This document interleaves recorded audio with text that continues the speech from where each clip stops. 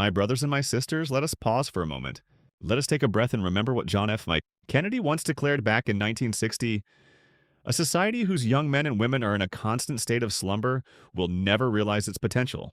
He spoke to America, yes, but those words echo across oceans, across deserts, across centuries. They echo today in the heart of Africa. They whisper to a generation that has been sleeping, lulled into silence by dependency, weighed down by foreign imports, told again and again, "You cannot feed yourselves. You cannot rise without us." But what if that is a lie? What if that lie is shattered not by a government decree, not by an international loan, not by aid stamped with foreign logos, but by the audacity of a single daughter of the soil? Yes, I am talking about Burkina Faso's female billionaire, a woman once known for her fortune but never for her politics. Quiet in public, yet bold in vision. While the world looked elsewhere, she was building in silence. And then, like thunder on a clear day, she unveiled a creation that has shaken not only Burkina Faso, but the whole of Africa. In the commune of Kamsila, in the humble soil of Basamiam, she lifted the veil on something no one expected. The biggest rice factory on the continent of Africa. 400 tons of rice every single day. 400 tons that could end decades of dependence. 400 tons that could turn a land once labeled poor and fragile into a beacon of sovereignty. My friends, history is not always written in marble halls or presidential palaces. Sometimes it is written in steel and concrete, in the hum of machines, in the sweat of farmers whose labor finally finds dignity. Sometimes it takes just one spark, one hand, one act of courage to awaken a nation. So I invite you, do not click away, do not scroll past. Stay with me. Because this is not merely about rice. This is about power. This is about freedom. This is about whether Africa can feed itself, whether black nations can rise on their own terms. And before this story is done, you may find yourself asking, if one woman could move mountains, what might an entire people do together? And my beloved family, before we march forward, subscribe to this channel. Join this community where black voices, black history, and black futures are not silenced, but amplified. Because today we are not just watching history, we are part of it. My beloved family, let us set the stage. For years, Burkina Faso, this landlocked nation in the heart of the Sahel, has been shackled by a cruel dependency. Ships from Asia arrived at distant ports, unloading sacks of rice by the millions. Those sacks traveled dusty roads, filling the markets of Ouagadougou, of Bobo-Dioulasso, of Kaya, and every sack carried a price not only in money, but in dignity. Foreign rice fed Burkinabe children while Burkinabe farmers watched their own harvest rot. Imagine it. A farmer bends his back beneath the blazing sun, planting seed after seed, watering with hope, praying for rain. And when harvest comes, his rice is bought for almost nothing. Or worse, it spoils in weak storage, eaten by insects, turned to dust. He watches foreign bags with bright logos fill the shelves, while his own toil is dismissed as inferior. That has been the story of Burkina Faso for decades. Labor without reward, hope without harvest. But then came an announcement that no one saw coming. Not from the marble halls of the presidential palace. Not from a government minister with cameras flashing. No, my brothers and sisters. It came from Kamsila, a commune that few outside the region could even point to on a map. Quietly, powerfully, almost like a revelation, a woman stepped forward. Burkina Faso's female billionaire, a figure often admired for her wealth but rarely for her influence, had built something no one expected. She did not call it a dream. She did not call it a promise. She unveiled it as a fact. A reality of steel and stone. What did she reveal? The biggest rice factory in all of Africa. Yes, Africa. Not just Burkina Faso. Not just West Africa. But the entire continent. A plant capable of processing 400 tons of rice every single day. That is not an addition to the economy. It is a transformation. Step into that facility and you will see more than machines. You will see an ecosystem, a revolution in motion. Trucks arrive heavy with raw harvests. The rice is cleaned, scrubbed, polished until it gleams. Broken grains are no longer thrown aside. They are sorted and sold. Nothing is wasted.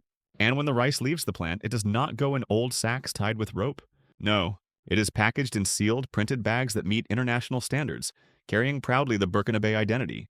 This is not just food. This is pride in a bag. This is dignity you can taste. This is sovereignty wrapped and sealed.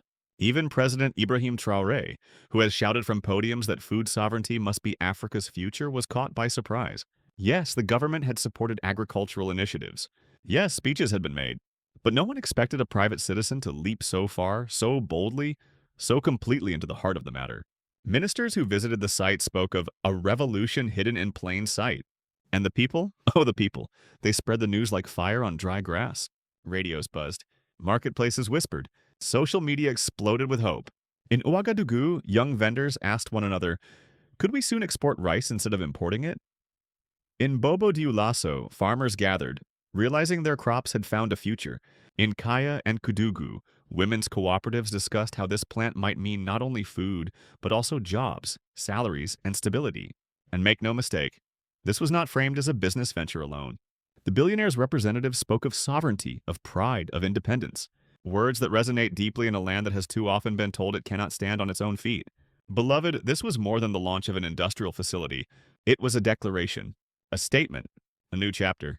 For decades, Burkina Faso has been known for instability, for insecurity, for need. But now, standing tall in Bassam is a factory that flips the script. Suddenly, the world must ask, if Burkina Faso, with all its challenges, can rise to such heights, what excuse remains for those with more? And yet, pause with me here, this is only the beginning. Because when one stone drops into a pond, the ripples spread. And the ripples of this factory will not stop at its gates. They will touch politics. They will touch communities. They will touch international relations. The question now is not simply what has been built. The question is, what will it change? Brothers and sisters, when the veil was lifted in Bassam, when the doors of that industrial giant swung open, the reaction was not quiet. It was thunderous, it was electric, it was unstoppable. The news did not trickle, it roared. First came the government. Ministers who had stood beside President Ibrahim Traoré, men and women who had pledged themselves to the dream of sovereignty, stood at the gates of this colossal plant, with eyes wide and mouths half open. They had spoken of reforms, they had written policies. But here was something tangible standing before them, built not by decree but by daring. A revolution hidden in plain sight, one minister whispered, unable to mask his awe. And then came the president himself. Ibrahim Traoré, the soldier-turned-leader who has carried the banner of independence high across the Sahel. For months he had declared that Burkina Faso must free itself from the chains of dependency. He had told farmers to believe in their own capacity. He had thundered against the grip of foreign imports. Yet even he, yes, even he was caught off guard. Imagine the weight of that moment. A leader who preached sovereignty confronted by the living proof of his own message, born not of his government, but from the vision of a private citizen, a woman with the courage to act. And the people, beloved, the people did not wait for official statements. They did what people always do when hope touches their hearts. They spoke, they sang, they dreamed out loud. In the capital city of Ouagadougou, young vendors gathered around radios listening to the details again and again. One young man, no older than 20, was overheard saying, "For the first time I can see us exporting, not importing. For the first time I can see us rising." That is the language of hope, the language of possibility. In Bobo Dioulasso, farmers filled community halls to hear local leaders describe how contracts with the plant would change everything. No longer would their rice be sold cheaply to middlemen. No longer would their harvest rot while foreign rice filled the shelves. One farmer, his hands rough from years of toil, raised them skyward and declared, "At last my children will taste the fruit of my labor." And in Kaya, in Kudugu, women's groups gathered with tears and laughter. For generations, women in Burkina Faso have carried the silent burden of farming, bending their backs in the fields, yet excluded from ownership, from decision-making, from the dignity of stable income. But now whispers spread that women's cooperatives would sign direct contracts, that women would be recruited for packaging, logistics, administration. Imagine the joy of a mother who realizes she can provide not only food but also education for her children, with money she earned, dignity she claimed. The youth, too, felt the tremor of change. For so long, the young have fled Burkina Faso, crossing deserts, risking seas, searching for work abroad. But now the possibility emerged. Training in machine operation, in logistics, in quality control. A factory not only producing rice but producing skills, producing futures. A young man in Kamsila said simply, "I will not leave. I will build here." Those words, my friends, are the sound of a nation awakening. But let us not mistake this for mere economics. No, this is deeper. This is spiritual. This is cultural. Food in Africa is not just food. It is identity. It is pride. It is the story of who we are and how we survive. And when a nation long mocked as fragile rises to house the biggest rice factory, on the continent, the symbolism is as heavy as steel. The world must look again. Burkina Faso is no longer simply a story of drought and instability. It is a story of resilience, innovation, and surprise. And yet, my beloved family, not all eyes look kindly. Diplomats whisper. Analysts in distant capitals take notes. For if one woman, Burkina Faso's female billionaire, can accomplish this without Western aid, what does that mean for a continent so long kept dependent? What does it mean for the balance of power when sovereignty is not a dream but a machine humming in the heart of Kamsila? The reaction then is layered. For the people, it is joy. For the government, it is both pride and humility. For the world, it is a warning that Africa is stirring. But here we must pause, for every triumph carries a question. If this factory can uplift farmers, women, and youth, it can also shake political foundations. Will it strengthen Ibrahim Traoré's vision of sovereignty? Or will it reveal that sovereignty no longer belongs to the state, but to private hands bold enough to act? Beloved family, when a stone is dropped into the water, the ripples do not stop at the point of impact. They spread outward, touching shores far beyond where the stone first fell. So it is with this factory in Kamsila. Its hum is more than the sound of machines. It is the sound of change echoing through homes, schools, clinics, and marketplaces. Let us trace those ripples. First, the farmers. For generations, they have bent under the weight of uncertainty. They planted, but they did not know if their harvest would bring sustenance or sorrow. Too often, they found only disappointment. Crops spoiled, prices crushed by foreign imports, middlemen buying cheap and selling dear. Farming was not a profession, it was a gamble with the odds stacked against them. That was the tragedy. That was the anger. But now, beloved, a new reality unfolds. With this plant, contracts are being signed. Rice is delivered directly to the gates of Basamyam. Payment is guaranteed. Farmers can now plan with confidence. They can decide how many hectares to cultivate, how many workers to hire, how much credit to take for seed and fertilizer. Farming becomes not a gamble, but a profession of dignity.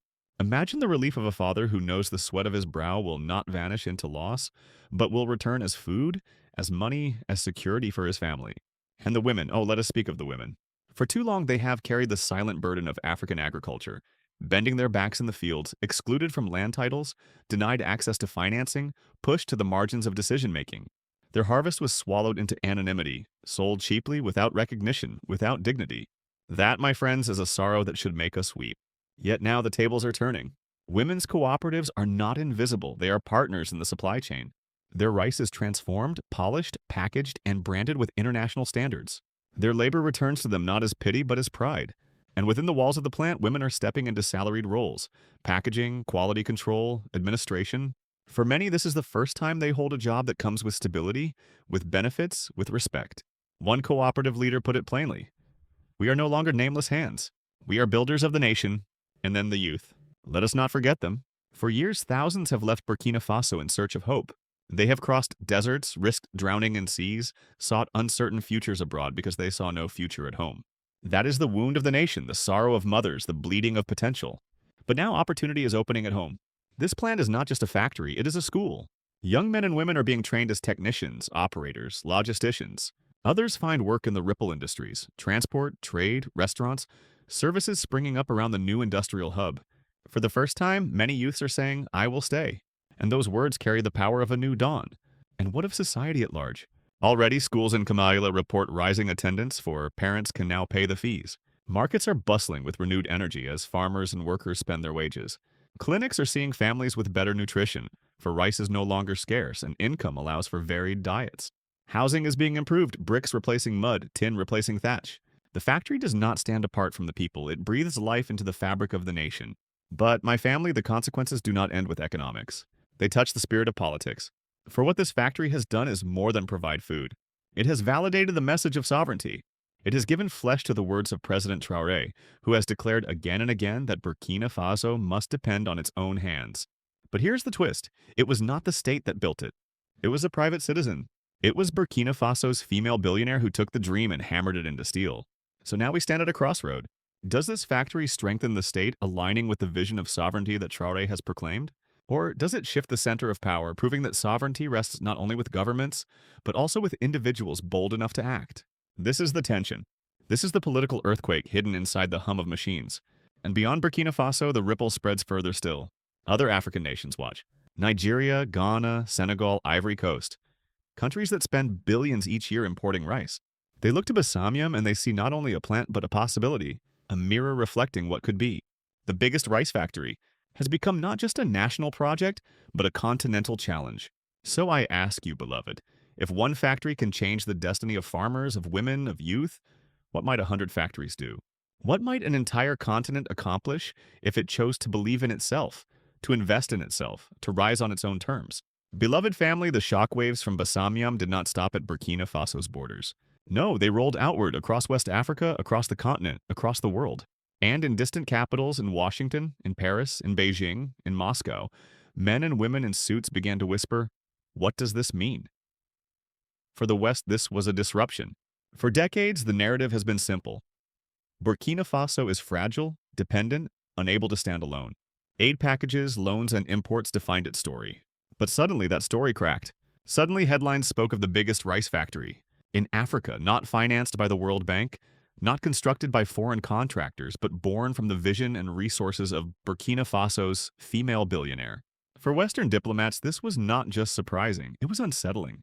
For it proved that African nations could build without foreign strings attached. In Washington, analysts updated their reports.